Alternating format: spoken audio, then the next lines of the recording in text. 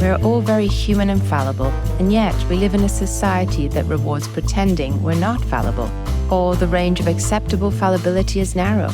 We are constantly comparing our insides to other people's outsides and feeling inadequate and guilty, even ashamed. Trying to blend in means parts of ourselves must disappear, and we must then live in fear that we will be found out.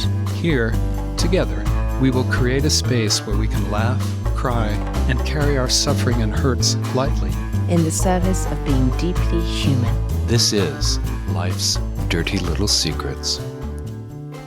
Hello, I'm Chris McCurry, and this is Life's Dirty Little Secrets. Hello, I'm Emma Waddington, and I am so delighted to have Aprilia West here with us. I've known Aprilia for a few years, and it's my delight to have her today. She brings over 20 years experience with individuals, leaders, organizations across a range of industries, including Fortune 500 companies, US Congress, entertainment industry executives, artists, creatives, tech founders to increase well-being and performance. Her extensive experience as a psychologist, executive coach, and trainer gives her a niche understanding of human behavior, which is wonderful. And she's co-authored several books and publications related to psychology and decision-making, including Act for Your Best Life, which was published last year, What You Feel Is Not All There Is, which was published in 2021, and that's the one we're going to be focusing on today. And she's co-author of Acceptance and Commitment Coaching in the Workplace and Positive Psychology in the Workplace, Spring of 2021. So that was published a couple of years ago, and The Clinician's Guide to Emotion Efficacy Therapy, which is how I met Aprilia, which is a fantastic book and model, actually. So today we're going to be talking together about choicefulness. So welcome, Aprilia. Thank you so much for coming. Thank you so much for having me. I'm looking forward to this conversation with you guys.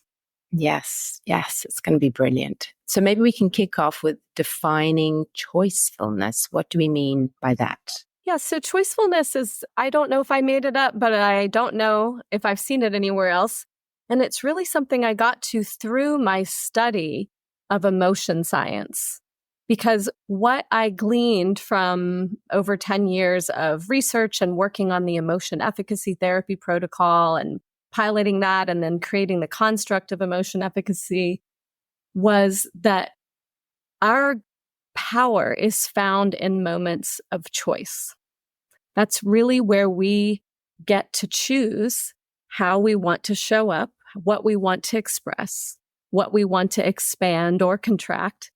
And when people don't realize this, they often end up living their lives in what I refer to as just a trance of reactivity, which, is not bad or wrong. It's how we're designed to be. But if we really care about tapping our full potential and what's possible for us in life, then we need to develop more choicefulness. And I define choicefulness as really just how skillful you are in optimizing for what matters most, even in the face of stress, challenge, and pain. So yes, that's such an interesting introduction and just a thought about choicefulness, that often we think we are making choices, but what you're suggesting is that sometimes we're not. Like that. Can you talk more about that reactive part? Well, so the key is exactly what you just said there, that reactive part. So, in any moment, we're living our lives by default or design. And default means simply that we just are reacting in the way that we're hardwired to react to our environment. And that can be what's happening inside of us, can be what's happening outside of us. And typically that helps people survive or think fast on their feet when something's happening and they need to make a quick choice. When we function more to live by design, what we're doing is we're actually assessing what really matters to us in the context we're in. And then we're choosing our behavior very intentionally by being creative to show up in ways that we actually move toward what matters to us. So inside of that, you could think of any choice that you make as moving you either toward or away from what really matters to you. And in that default mode, unfortunately, a lot of times we end up just doing whatever feels easiest or most familiar or least threatening or most comfortable or most practiced. So it's not the way to live your most creative, intentional, flexible life. So thinking about that default, because I think that this is, for many people, quite a new way of thinking about behavior.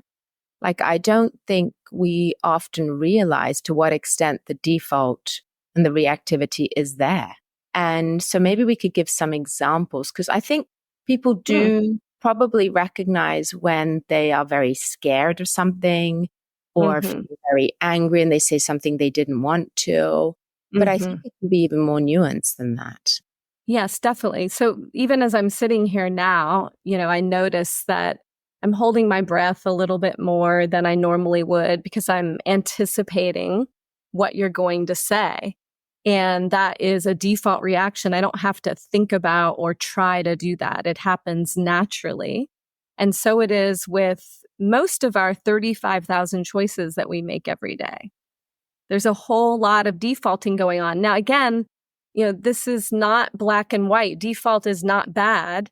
You don't want to have to think, oh, there's something in my eye. I should blink until, my eye makes enough, eye water to flush it out. Like, it's nice. It conserves energy for us to have those kinds of default reactions. However, if someone comes up and asks me, what do you want to do today? And they present me with a choice, instead of, just reacting based on whatever is most comfortable, familiar, practiced, I have an opportunity that I'll miss if I just default in that moment. I have an opportunity to actually design what happens next and how I want to show up. So in that sense, it really is a secret for a lot of people. They don't realize, wow, I'm making all these choices. I'm moving from moment of choice to moment of choice throughout the day. And again, some of those default choices are helpful to us in the context. We don't necessarily want to have to think about what we're doing all the time. That would, exhaust anyone. But we do want the ability to be choiceful in the sense that we recognize the choices that matter to us. And then we optimize by choosing what matters most. I mean, this has shown up for me in my work with working with parents and their kids, because parents and kids get into routines. I called them dances. One author called them automatized transactional patterns, which is a bit clunky. But it's the idea that we get into these routines that are very well practiced. And in that way, they can be highly efficient. Getting out of the house in the morning, bedtime, that's great. But if the routine isn't working well, but everybody's on autopilot, and then they're really hard to change. And the first step is to create some awareness, some mindfulness about what you're doing. So I read somewhere that awareness creates the possibility of choice. But if we're just like on autopilot, on default mode, then we're zipping through these things, wondering why things are yet again going so badly. Yes, exactly. Yeah, I mean, you're talking there about, the dance is based in our learning history, is what we call it in the nerdy, contextual behavioral science community, which really just means it's what we know with a certain person in a particular context. And we just do that. And again, sometimes that defaulting is helpful. My goddaughters and I have certain ways of dancing with each other that are known and familiar that we don't really have to think about. And we, in some ways, are defaulting. We're not actually looking to change or make different choices in some of those kinds of rituals. And when that's all you do, you can end up living a much smaller life than is possible for you. So that awareness of choice is so key, as you're saying.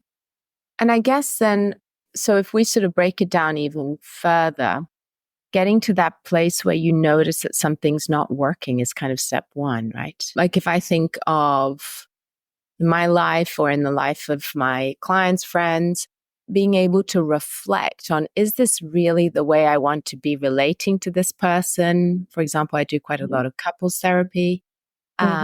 And there is an assumption that this is just the way it's going to be. Mm-hmm. Actually, that first step to notice that actually I'd like it to be different. I'd like to be doing things differently, or I'd like more out of this or less out of this, whatever it might be. But that first step to recognize that something isn't quite the way we want it to be. Exactly. Is that the way we start, do you think? Yes, because that otherwise we're in a disempowered state, right? Where we're resigned and, maybe even cynical in the sense that we've decided nothing else is possible.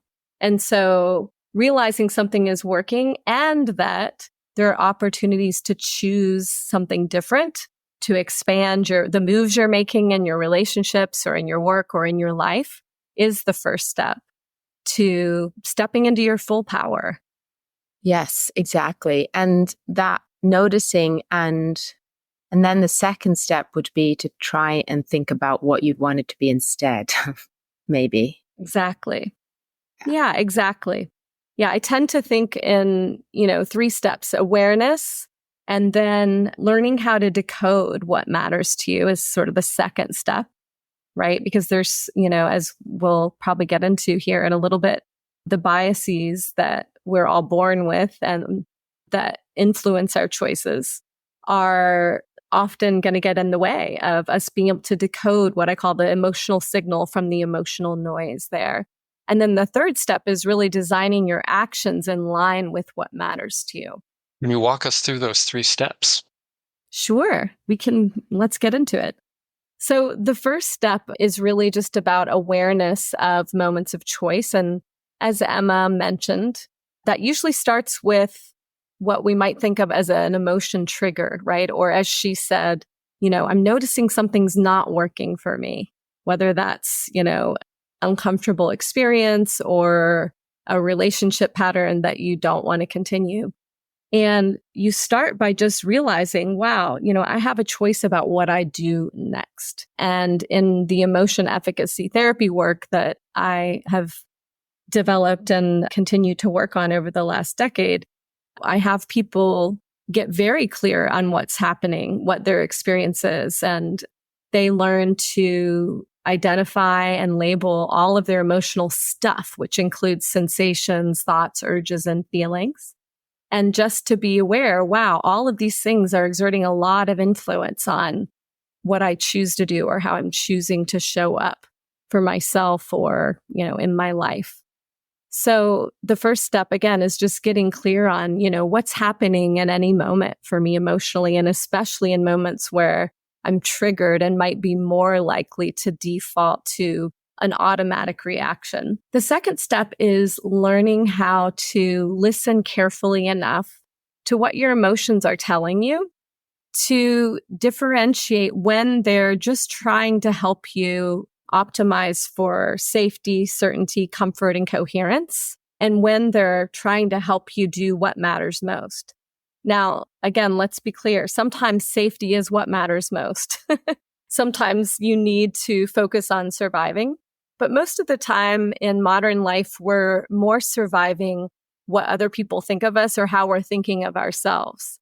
So it takes a much more sophisticated kind of listening to hear those signals that tell you, what would most expand your life in your moment of choice. So a really kind of more obvious example might be if, after this podcast today, I'm closing down my computer and I'm thinking about my commitment to go work out. And then I'm also thinking about the fact that, I'm at the very last episode on a show that I've been watching, and there's a book I've been wanting to read, and figuring out, what matters most, what will move me toward my values, and recognizing I have a moment of choice. Now, I may actually prefer to read the book or watch the show. That might be what feels most comfortable or pleasurable to me. And I am being, somewhat practiced choice maker, very clear that exercise is, very, very clearly what matters most to me. And so I'm going to choose that. There are competing interests at times that we have There to are sort out. competing interests. Absolutely. Absolutely. So the third step. Yeah. So that leads us to the third step, which is figuring out, based on these different values that I have in this particular context, this moment, this situation, this relationship, this day, this hour, this breath, even, what matters most to me? And then figuring out, how do I design action that aligns with my values in this moment? And so that's the third step. If you can master those 3 steps, which I call mindfulness, mindset, and meaningful moves, you're going to be very much in your power and very what we're calling choiceful. And I'm fascinated. As I listen to that, I'm just thinking of, in my own head, moments where I may have thought I was being choiceful, but actually I probably wasn't.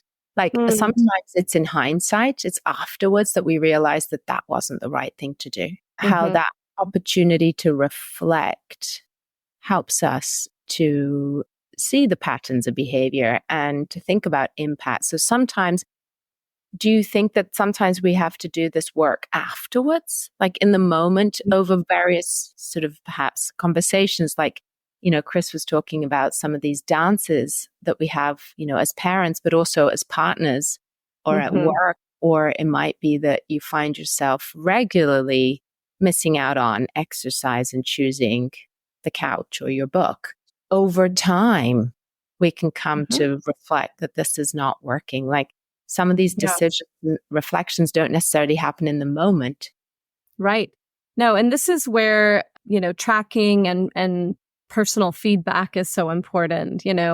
I might not notice if I don't exercise one day if it weren't for having ways of tracking that. I have time where I check in on my commitments every day and I figure out, am I playing the games that matter to me at the highest level? And this is what I do a lot with my therapy and coaching clients, is that we have really clear metrics so that we can be boss level choice makers. You have to be aware, what are you choosing? You're always choosing something. The question is, what are you choosing?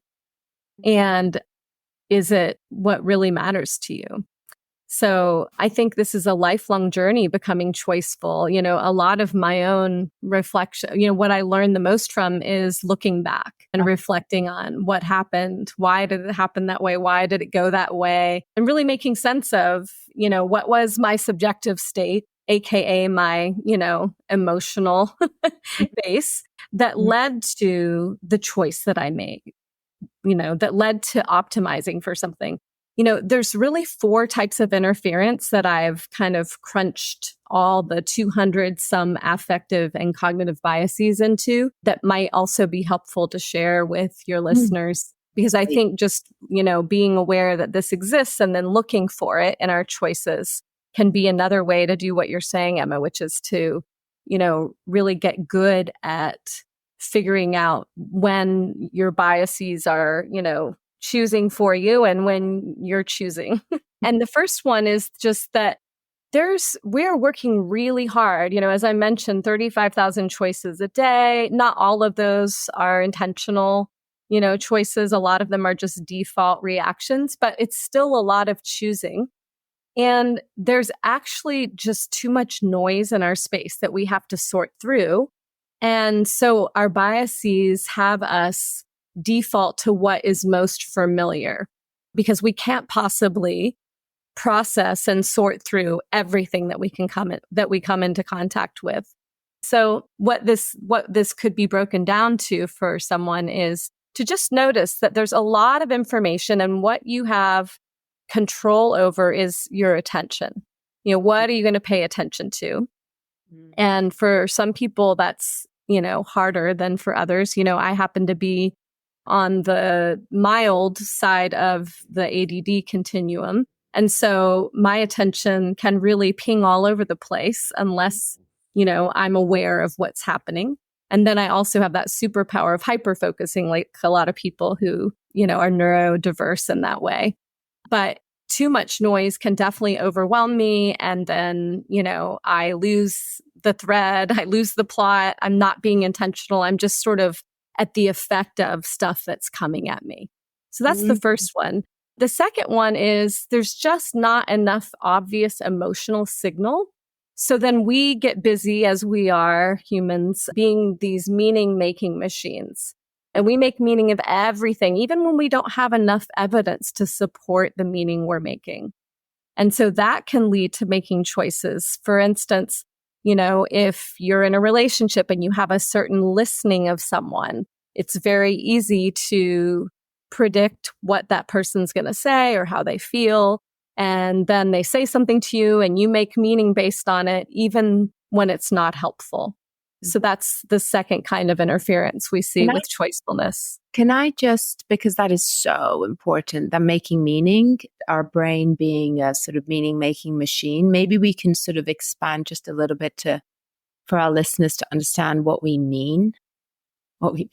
That, if you could just describe when we say meaning-making, what are we saying? Yeah, so the way I tend to explain it to clients or in trainings is that there's sort of two ways of thinking about life. One is just what happens, right? These are observable, verifiable events. Like most people would agree there was a solar eclipse about a month ago now, I think, a full solar eclipse. Most people would agree that right now Joe Biden is president of the United States. Now, the other part of life, as we understand it, is the meaning we make of these things. So, I bet there's lots of different meanings. If we were to interview people about what does it mean that there was a full solar eclipse? And I bet we'd get all kinds of responses from it's an incredible natural wonder to, the gods and goddesses are aligned to who knows what else people might make meaning about that. Certainly, there's a lot of different meanings people make about Joe Biden being the president of the United States. So when you think about meaning making, we're just talking about how do we put language into reality in ways that allows us to interpret our experience, right? So we could have the same experience on this podcast right now, but come away making really different meaning about it. You could say, oh gosh, April talked so much, that was a tough interview for us. And I could come away thinking, wow, I got to talk so much. That was amazing. So that's what I mean by meaning making machines. Yes. And I guess it's not intentional always. We're born with it. We're born with it, and we're born to be right about it. And I actually talk a lot about that in my book, What You Feel Is Not All There Is, about how driven we are to make meaning and then look for evidence to support what we already believe. And this is what makes it so hard for people to change their minds. Well, it goes back to assimilation and accommodation. I mean, we just have this tendency to just assimilate information into our pre-existing notions and structures. And accommodation change is really hard. But it's really true. We have these biases, and there's comfort in that and stability in that. Yeah, exactly. And it's just so interesting that meaning-making machine runs sometimes just under our awareness. Don't necessarily notice that we have made an assumption about somebody's intention or somebody's behavior. When I talk to clients about the meaning-making machine, they'll be so surprised at what their default, because sometimes we will have these default ways of seeing things, and then we'll seek, like you said, coherence. We like to be right, even when it's really awful. Like we're seeking coherence that we are a bad parent. We like to be right, even when it's really painful. So these meaning-making machines are powerful. And I think this stuff is exacerbated when we're feeling stressed. I know that we regress when we're stressed back to like 4-year-olds. Our thoughts become fact, and we can become very egocentric and rigid and all these things. And, under stress, we're even more likely to do these things and have these cognitive biases show up. And that becomes a very vicious cycle. Yeah. And they're cognitive and affective, because they, at the root of them is essentially how we feel. In my book, What You Feel Is Not All There Is, I talk about emotional reasoning bias. And emotional reasoning bias is actually the opposite of the title of my book, which is what you feel is all there is.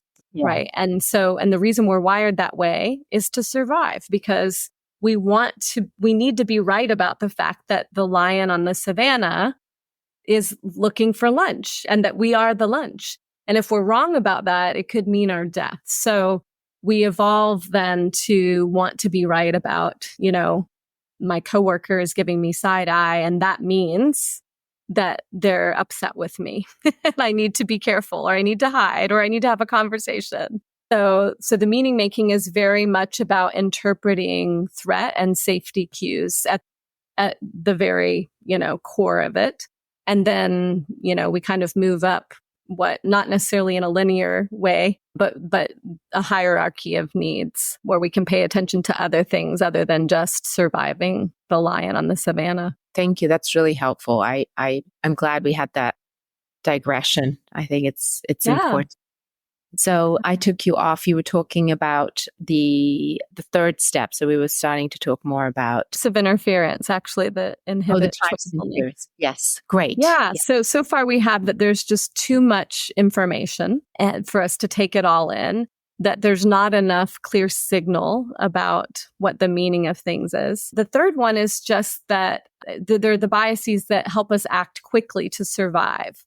So we tend to rush to judgment based on all kinds of factors that may or may not be accurate. So you could think of this one broadly as we jump to conclusions, right? And that helps us make choices, especially in high stakes situations. Again, that can be helpful if you're standing in the middle of the road and a bus is careening toward you, but it could be really unhelpful in situations where your survival is not at stake. And then the fourth type of interference is quite simply one of capacity, that we can't remember everything. So we tend to reduce or condense or pay attention to certain things that we think are important to remember, and we sort of throw out the rest. And this is why memory is not very reliable for a lot of us, even if we're not, struggling with some sort of memory challenge. And and then, as I mentioned, there's over 200 of these biases that are influencing our choices in any moment. So being aware that we have to really come online and be very intentional about what we're doing, how we're choosing to show up, is really the most transformative work I think I do with people. Yeah. And do you think noticing these biases could be useful too, like tracking them? There's so many, and given the last category of we just can't remember everything, I think it's more helpful just to know that there might be a lot of fake news happening, that, it's worth kind of double, maybe even triple checking to see, is this really what matters most to me? And that could be anything from, is working out tonight, in context, right? That can look really different if I've had a full day and I'm training all day tomorrow, or if I just happen to not feel like going to the gym. And so being aware that there's just a lot of, maybe you could think of it as just forces moving against you doing what matters most at any moment, trying to keep you safe, comfortable, secure, certain, coherent. That's to me what makes the biggest difference. It's just people being aware, or people being able to just, pause and be thoughtful and to be in that inquiry. Yeah. Much simpler, not to add to the cognitive load. Yeah. So you can do it in the moment. You can also pre-design, as I was mentioning earlier, I wrote a whole chapter at the end of my book on playing infinite games. And that has to do with, basically getting what you care about or what you want to create into reality in an effective way.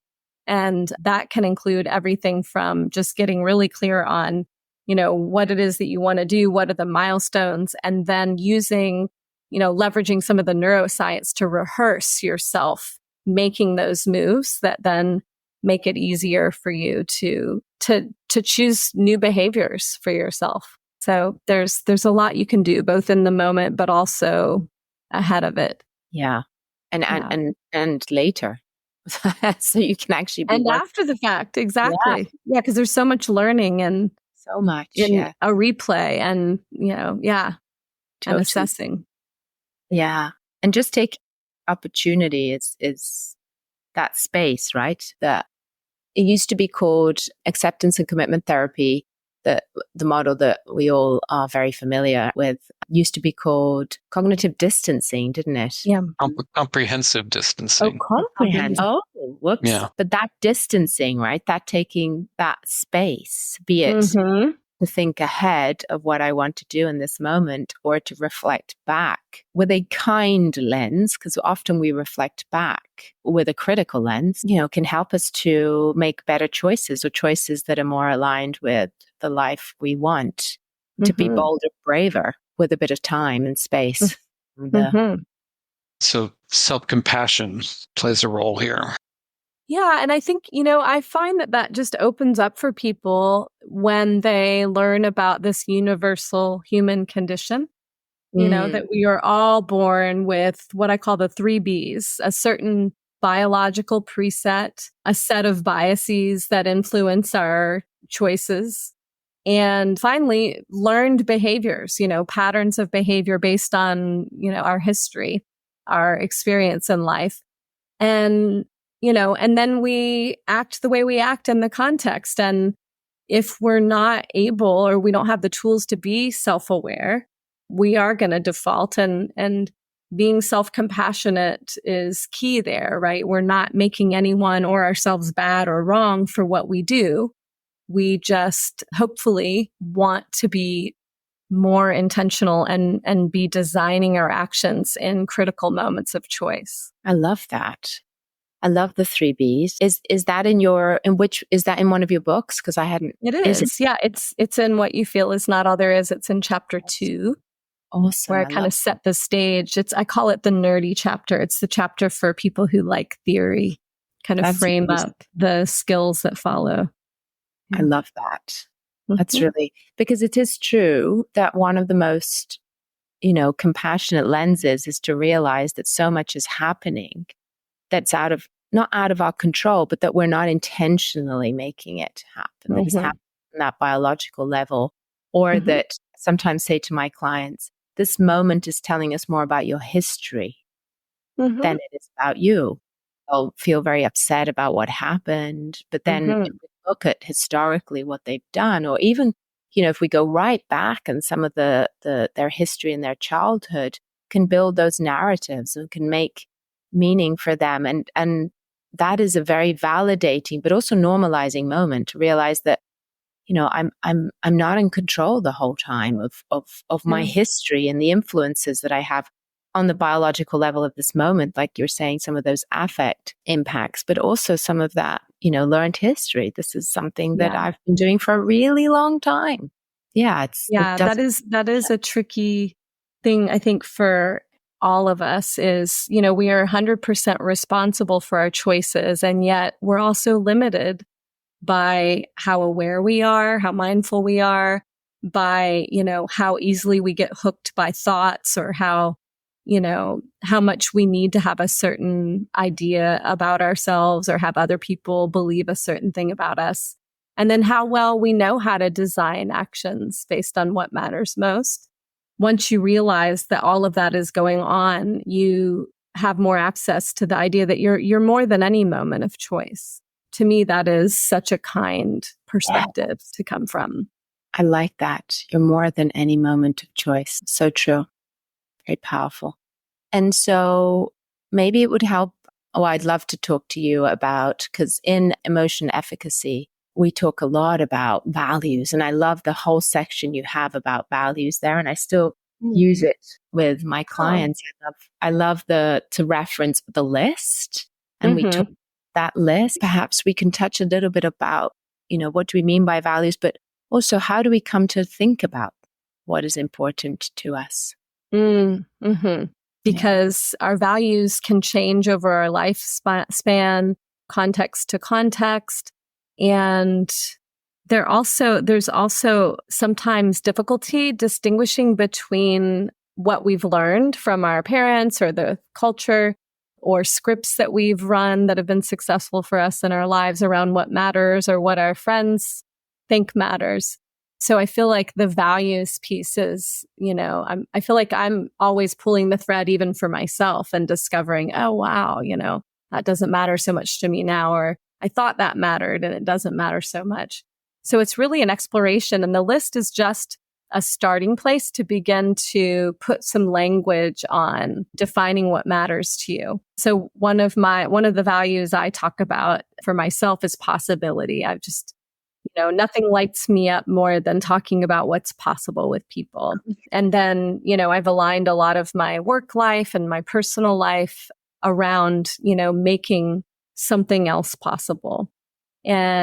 But it took me years to get there because I grew up with sort of more traditional kinds of values around service and work. And, those things are still important to me, but nothing lights me up more than the idea of helping other people see what's possible for themselves that they don't already see as possible. So there's a kind of resonance. I almost liken it to, you'll recognize what really matters to you because it's sort of like listening to a favorite song. You can feel, the energy in your body. You can feel yourself get excited about that value or about something that you've done aligned with that value when you're discovering what that is. And then, once you have some idea of what your core values are, and, we can have infinite numbers, or we can have several that we really, focus in on. Then it's a matter of, moment to moment, what matters to me.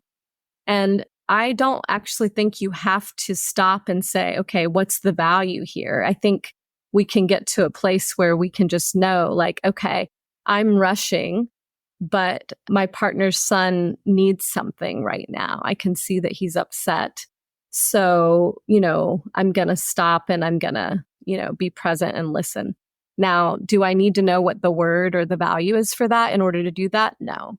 But do I need to know I have a choice in order to express my values in that situation? Yes, I do. Or else I would just default to, moving on with the day. Yeah. I love that. Yeah. I love that value of possibility. I've never thought about it, but I can feel myself lighting up. I love the values because I think there is something so experiential about values. Like it can get really wordy. Sometimes, like you said, when we look at these lists that you get, sometimes we can get stuck with your sort of conventional values, like you said, and actually trying a value on. Yeah. You would listen to a song and see how it feels and how it connects to you. Yeah. So that's exciting. And in some ways more heartfelt instead of perhaps being too reliant it's less heady, right? Yeah, less heady, which I think gets in the way of what's right, the right value, right? Yeah, let me choose the right values or the right words or something, which, I think as professionals, sometimes we get so attached to a model that we sort of lose the deeper intention, or what we're actually trying to accomplish. And, a lot of my clients are incredibly meaningfully engaged in their lives, but it doesn't mean that they always know what value they're expressing in any moment. That's right. Yeah. Amazing. Really great. It's fantastic. Now, the idea of I need to choose the right values is kind of right there with I need to be right. Which means I can't take a risk here. And sometimes living in that, zone of the heart can feel very risky. There's an uncertainty in the possibilities.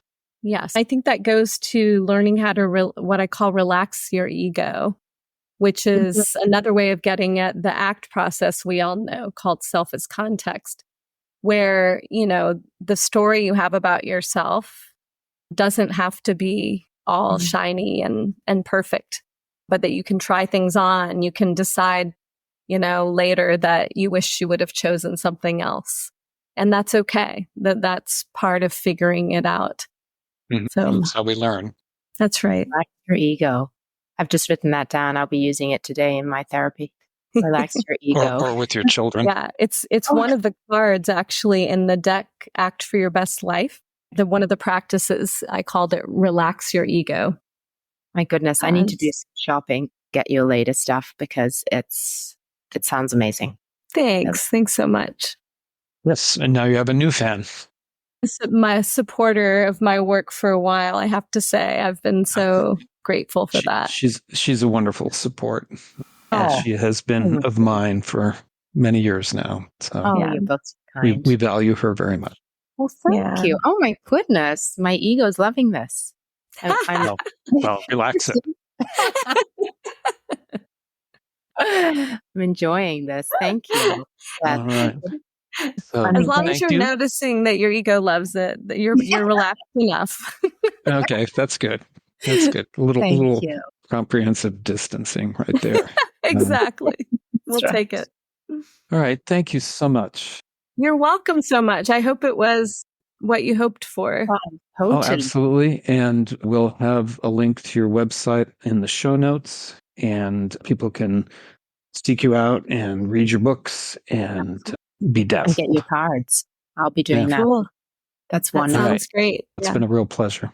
All right. Take care, you guys. Thanks so much for tuning into the Life's Dirty Little Secrets podcast. If you have any feedback for us or secrets for future episodes, you can email us at lifesdirtylittlesecretspodcast@gmail.com. Be sure to follow us on Instagram at Life's Dirty Little Secrets or on Facebook at Life's Dirty Little Secrets Podcast. We invite you to follow, rate, and review us on wherever you listen to this podcast. It is the best way to get our podcast out in front of new listeners. We'll be back in a couple of weeks with more. See you then.